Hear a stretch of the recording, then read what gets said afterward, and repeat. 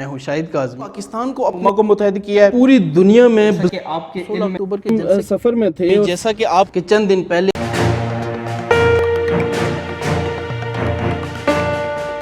मेरे देखने और सुनने वालों को अस्सलाम वालेकुम नाज़रीन। इस वीडियो ब्लॉग के साथ मैं हूँ शाहिद काज़मी। जैसा कि आपके इल्म में है कि पाकिस्तान में इस वक्त प्राइम मिनिस्टर के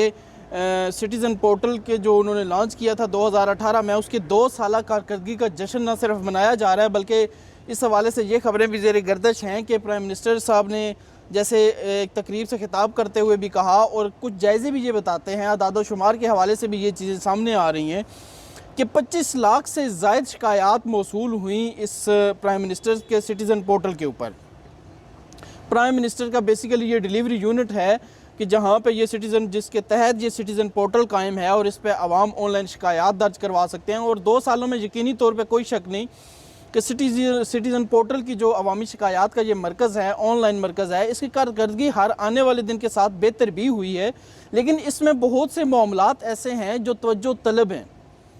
यहाँ पे बेसिकली बुनियादी तौर पे आपको जो इलाकाई सतह की जो शिकायत हैं उनके हल के अजाले के लिए यकीनी तौर पे ये एक अच्छा फ़ोरम है और ये शिकायत आवाम की हल भी हो रही हैं। लेकिन इसी के साथ साथ आप जब इसी सिटीज़न पोर्टल को कौमी सतह के मामलात की तरफ ले जाते हैं, कौमी सतह के इदारों के मामलात की तरफ ले जाते हैं, तो इस सिटीज़न पोर्टल की कारकर्दगी न होने के बराबर है। इस हवाले से आप अगर सिटीज़न पोर्टल को ऐप के थ्रू अपने एंड्रॉयड फ़ोन या इस फ़ोन के थ्रू अगर ओपन करते हैं या इसके वेबसाइट के ऊपर जाते हैं तो यकीनी तौर पे आपको ग्राफिक्स बहुत अच्छे मिलेंगे। ये ग्राफिक्स यकीनी तौर पे आपकी आंखों को लुभाने के लिए बहुत अट्रैक्टिव हैं, बहुत खूबसूरत हैं। इसको डेवलप जिस तरह इस एप्लीकेशन को किया गया है वेबसाइट के लिए भी और मोबाइल वर्जन के लिए भी, ये अपनी दानिश में बहुत अच्छी चीज़ है और उसकी टीम यकीनन मुबारकबाद के मुस्तहिक है। लेकिन आज हम इस जो सिटीज़न पोर्टल का है एक शिकायत के हवाले से आपको इसकी कारकर्दगी दिखाना चाहते हैं कि इसकी कारकर्दगी बुनियादी तौर पे है कैसी। वाटर एंड पावर से रिलेटेड एक कंप्लेंट लॉन्च की जाती है, एक शिकायत दर्ज की जाती है प्राइम मिनिस्टर्स के इस सिटीज़न पोर्टल के ऊपर और उस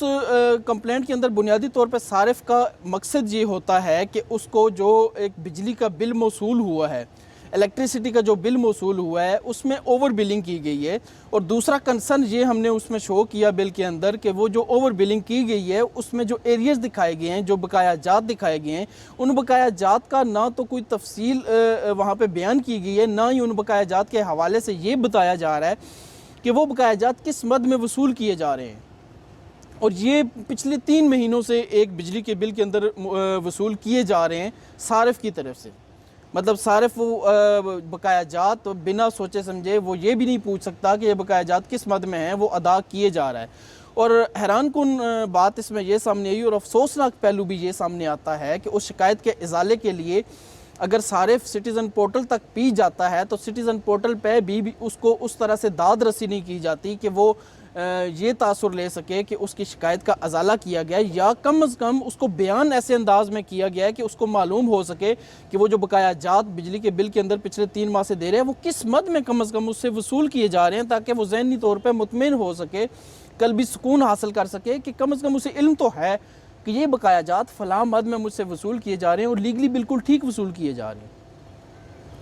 शिकायत एक दर्ज करवाई जाती है पाकिस्तान के वज़ीर-ए-आज़म के इस सिटीज़न पोर्टल पर जो एक अवामी शिकायत का मरकज़ है कि ये मुझसे ज़ायद बिलिंग वसूल की जा रही है, एरियर्स बकाया जात, बेनामी बकाया जात हमसे वसूल किए जा रहे हैं। वहाँ पर शिकायत दर्ज होने के बाद एक कौमी सतह के एक इदारे के चेयरमैन के पास जाती है। कौमी सतह के इदारे के चेयरमैन के पास से वो एक दूसरे इदारे के जो बिजली से मुतल्लिका इदारा है, उस शिकायत का मुतल्लिका इदारा है, उस शिकायत से मुतल्लिका वो फोरम है कि जिसकी वजह से सारिफ को जो मुश्किल बर्दाश्त करनी पड़ रही है, उसके चीफ़ एग्जीक्यूटिव ऑफिसर के पास वो शिकायत आ जाती है। वो चीफ़ एग्जीक्यूटिव ऑफिसर ये जो जितने भी आपको प्रोसेस मैं बता रहा हूँ ये कम उबेश 1 दिन के अंदर ये प्रोसेस हो जाता है। वहाँ से वो जो चीफ़ एग्जीक्यूटिव ऑफिसर का जो लेवल है उससे यही शिकायत जो है वो मैनेजरियल या एग्जीक्यूटिव लेवल के ऊपर नीचे आ जाती है, निचले किसी सतह के अफसर के पास आ जाती है। उस अफसर से ये मज़ीद किसी इलाकाई अफसर के, उसी कंपनी के किसी इलाकाई अफसर तक आ जाती है। इलाकाई अफसर से वो बिल्कुल मुकामी सतह पे जहाँ पे जिस एरिया में वो शिकायत मौजूद है उस अफसर के पास आ जाती है शिकायत का, और वो अफसर एक जवाब उस पर तैयार करता है, एक लगा बंदा जवाब जो पिछले 2 महीनों से सामने आ रहा है। 2 महीनों से ये जवाब सामने आ रहा है, और वही जवाब लगा बंदा वो अफसर जो है वो उसी जिस तरतीब से आपने शिकायत को एक मुतलका जो मुकामी सतह पे अफसर बैठा हुआ है उस तक आते हुए देखा, इसी तवातर से ये उस मुतलका मुकामी सतह पे जो बैठा हुआ उस मुतलका इलाके में कंसर्न बंदा है, वहाँ से ये शिकायत दोबारा वापसी का सफ़र इख्तियार करती है और आला तरीन ओहदे पे उस इदारे के आला तरीन ओहदे तक पहुँचती है। और वहाँ पे एक लगा बंदा सारिफ को एक रिप्लाई दे दिया जाता है कि ये जो है मिसाल के तौर पे जिस तरह इस शिकायत के अंदर हुआ कि आपके बिजली के बिल के अंदर ये जो एरियर्स आपसे वसूल किए जा रहे हैं ये कोरोना रिलीफ के तहत आपको रिलीफ दिया गया था जो अब आपसे वसूल किए जा रहे हैं। यहाँ 2 सवाल पैदा होते हैं जिनका जवाब ना तो अभी तक सिटीज़न पोर्टल दे सका है, ना कोई अफसर या कोई मुकामी इदारा दे सका है इस शिकायत के हवाले से कि बिजली के बिलों में अगर आवाम को रिलीफ दिया गया था तो ये कैसा रिलीफ था कि जो अब उनसे ज़बरदस्ती वापस लिया जा रहा है, या अगर ये रिलीफ दिया गया था तो क्या सारिफ ने वो रिलीफ उस मौके पे कोरोना की रिलीफ फ़ंड के दौरान जो कोरोना के जो ग्रांट किया गया था रिलीफ, उस वक्त सारिफ ने ये रिलीफ हासिल किया था। उस वक्त बिजली के बिलों के हवाले से अगर हम सिर्फ जायज़ा लें तो वहाँ पे सारिफ को एक सहूलत दी गई थी कि उनका बिल जितना भी हो वो बिल की किस्त जमा करवा सकते हैं, एक साथ के अंदर बिल की पेमेंट कर सकते हैं। लेकिन सारिफ ने अगर वो एक साथ का रिलीफ लिया ही ना हो, वो सहूलत ही ना ली हो एक साथ के लिए, और जितना बिल आया उतना ही बिल उसने जमा करवा दिया हो, तो फिर ये कैसा रिलीफ है कि जो सारिफ ने लिया ही नहीं कोरोना की वबा के दौरान, वो रिलीफ ही सारिफ ने नहीं लिया और अभी उस रिलीफ के नाम पे वो एक साथ उस पर ज़बरदस्ती डाली जा रही है। दूसरा सवाल यहाँ पे ये बुलंद होता है और ये सामने आता है सवाल का जिसका जवाब या तो सिटीज़न पोर्टल को देना चाहिए या मुतलका इदारों के सरबराहों को देना चाहिए कि अगर सारिफ से ये कोरोना रिलीफ के नाम पे ये एक साथ अभी तक वसूल की जा रही हैं तो उस बिल के अंदर ये मेंशन क्यों नहीं है, क्यों बेनामी तौर पे ये एरियर्स वहाँ पे बकाया जात शामिल हैं कि ये एरियर जो आपसे वसूल किए जा रहे हैं ये बकाया जात फ़लाँ मद में आपसे वसूल किए जा रहे हैं, ये कोरोना रिलीफ के दौरान जो आपको रिलीफ दिया गया था उसकी मद में ये वसूल किए जा रहे हैं, वहाँ बिल के अंदर ये रिलीफ बेनामी क्यों रखा गया है।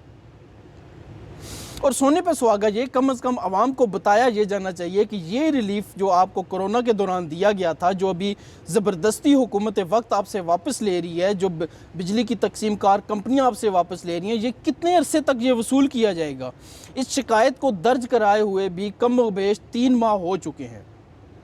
अभी आपको दिखाया भी जाएगा कि ये शिकायत कम से कम 3 महीने से एक पिंग पोंग बनी हुई है, पिंग पोंग की बाल की तरह कभी इधर जाती है कभी उधर जाती है। और इस दौरान एक इंतहाई दिलचस्प सूरत हाल आपसे एक और भी हम शेयर करना चाहेंगे कि इस कंप्लेंट को लॉन्च करने के बाद, ये शिकायत दर्ज करवाने के बाद जैसे ही शिकायत का इंदराज होता है प्राइम मिनिस्टर के सिटीज़न पोर्टल के ऊपर,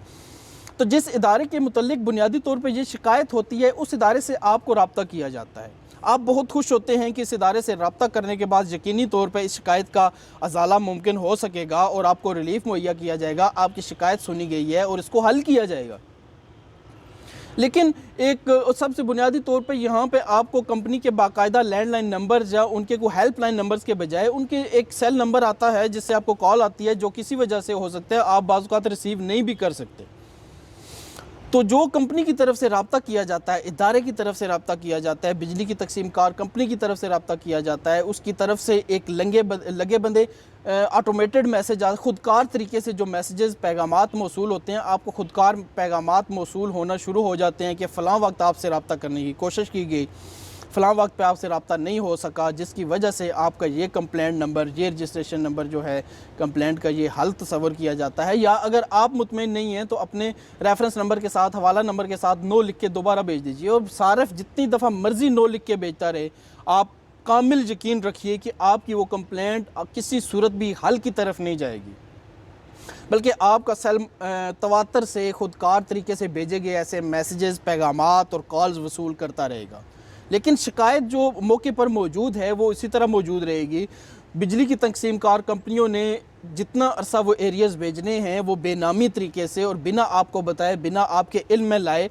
वो इसी तरह से बेचते रहेंगे। और आजकल के जो मसरूफियत के ये दिन हैं आम आवाम के लिए भी, कोरोना की वबा फैली हुई है, मुआशी हालात इस कदर दिगर हुए हैं कि आवाम के पास फुर्सत तक नहीं है। आपको बार बार एक तरगीब दी जाती है कि आप मुकामी दफ्तर से रुजू कीजिए, और शो में किस्मत कि आपके पास वक्त मुयसर होता है और आप मुकामी दफ्तर में पहुंच भी जाते हैं, तो मुकामी दफ्तर से आपको एक ऐसी गुम्मनगेरी के अंदर डाल दिया जाता है, ऐसा घनचक्कर आपको दिया जाता है कि आपका जहन माफ हो जाता है और आप शदीद मुश्किल के बावजूद ये जो बेनामी एरियर्स हैं ये जमा करवाने पर मजबूर हो जाते हैं। सोने पे सुहागा, आप ये देखिए कि आपकी अगर शिकायत का इंदराज हुआ है तो कम से कम जब उस शिकायत का हल जब तक सामने ना आए तब तक इन एरियर्स को कम से कम वसूल नहीं किया जाना चाहिए। लेकिन अगर आप कभी इतनी हिम्मत कर लें कि आप एरियर्स ना जमा करवाने का तहैया कर लें, बिल ना जमा करवाने का तहैया कर लें, तो 1 से 2 महीने के बाद बिजली मुनक़ता करने का नोटिस आपको मौसूल होना शुरू हो जाएगा। ये सितम ज़रीफ़ी हमारे ना सिर्फ मुआशरे की है, बल्कि जो लोग भी अपोजिशन में होते हैं और वहाँ पे वो दावे करते हैं आवाम को सहूलत पहुँचाने के, लेकिन इक़्तिदार में आने के बाद वो इस हकीकत की तरफ देखना गवारा नहीं करते कि वो जिन इनिशिएटिव्स का जश्न मना रहे होते हैं उन इनिशिएटिव्स का मकसद जो है वो पूरा हो रहा है, मुकामी सतह पर लोगों को सहूलत मिल रही है या नहीं मिल रही। आप शिकायत का अंदाज़ा एक लगाइए कि वहाँ पे एक लगी बंदी एक रूटीन बनी है, एक इदारे का सरबराह वो शिकायत वहाँ तक ट्रांसफ़र होती है, सिस्टम से वहाँ पे चली जाती है, वो चेयरमैन साहब जो हैं वो आगे किसी और उस कंपनी के अफसर को भेज देते हैं, कंपनी का अफसर जो अपने मुतलका अफसरान हैं उन तय दर तय स्टेप बाय स्टेप उन अफसरान तक वो शिकायत भेजता है और शिकायत फिर वापस उसी तवातर से वहीं पे आ जाती है जहाँ से शुरू की हुई थी। और ऐसा कम व बेश 3-4 महीनों से जब जारी रहता है तो अब ये कंपनी को पता होगा, तकसीमकार कंपनी को पता होगा कि उसने वो एरियर्स कब तक वसूल करने हैं और अपनी मर्ज़ी से वो एरियर्स ख़त्म कर दे तो उनकी मेहरबानी। वरना आप शिकायत का इंदराज करने के बाद ये उम्मीद नहीं रख सकते कि आपकी वो शिकायत इस शिकायत के इंदराज के बाद ख़त्म हो जाएगी और ये मामला आप हल होता हुआ कभी नहीं देख सकते। मेरी वज़ीर-ए-आज़म पाकिस्तान इमरान अहमद ख़ान साहब से गुजारिश है और इदारों के सरबराहों से गुजारिश है और निजी बिजली तकसीमकार कंपनियों से भी गुजारिश है कि ये सारिफ मौजूद हैं तो आप इतनी भारी तनख्वाहें वसूल कर रहे हैं, इतनी भारी मराहत वसूल कर रहे हैं। और मैं आज जब हमने टीम देखने की कोशिश की कि जो सिटीज़न पोर्टल की एक बाकायदा टीम मौजूद है, कम बेश इतने सारे लोगों का रोज़गार अगर सिटीज़न पोर्टल के साथ मुंसलिक है तो जो उसका बुनियादी मकसद है तो कम से कम हुकूमत वक्त वज़ीर-ए-आज़म पाकिस्तान और मुतल्लिका इदारों को ये सोचना चाहिए कि उसका बाकायदा बुनियादी मकसद जो तय किया गया है वो पूरा हो। 2018 से आज 2020 इख्तिताम की तरफ जा रहा है। अगर सिटीज़न पोर्टल ने 25 लाख से ज़ायद शिकायतें हल की हैं या मौसूल हुई हैं उस इदारे को, तो वो किस लेवल की शिकायत हैं जो अभी तक हल हुई हैं और किस लेवल की शिकायत अभी तक वहाँ पे हल तलब है, ये यकीनी तौर पे इदारों को भी सोचना चाहिए और इमरान अहमद ख़ान साहब को भी सोचना चाहिए कि वो बेशक इसकी 2 साल कारकर्दगी का जश्न मनाएं, लेकिन जो शिकायत का जिसका हवाला दिया और जिस तर्ज़ अमल का एक कंपनी की तरफ से हवाला दिया कि एक शिकायत अगर ये कम व बेश 3 महीने से धक्के खा रही है मुख्तलिफ अफसरान के पास और सिटीज़न पोर्टल पर भी जाने के बाद वो धक्के खा रही है, पिंग पोंग या शटल कॉक बनी हुई है, तो फिर इसी जैसी कितनी और शिकायत होंगी कि जिनके अजाले के लिए अवाम मुंतज़िर होंगे कि उनके मसाइल उनकी दहलीज़ पे इस सिटीज़न ऑनलाइन पोर्टल की वजह से हल होंगे। लेकिन ये भी एक इंतखाबी वादों की तरह वैसा ही एक पोर्टल साबित हो रहा है कि जिस तरह 50 लाख घर, 1 करोड़ नौकरियों के दावे सिर्फ दावे रह गए, इस पोर्टल की मदद से आवाम को सहूलत देने के दावे भी सिर्फ दावे ही साबित हो रहे हैं। अगर ये वीडियो ब्लॉग आपको अच्छा लगे इसको पसंद कीजिएगा, राय दीजिएगा, वीडियो शेयर कीजिएगा और चैनल को सब्सक्राइब करना हरगिज़ ना भूलिएगा। अल्लाह हाफ़िज़।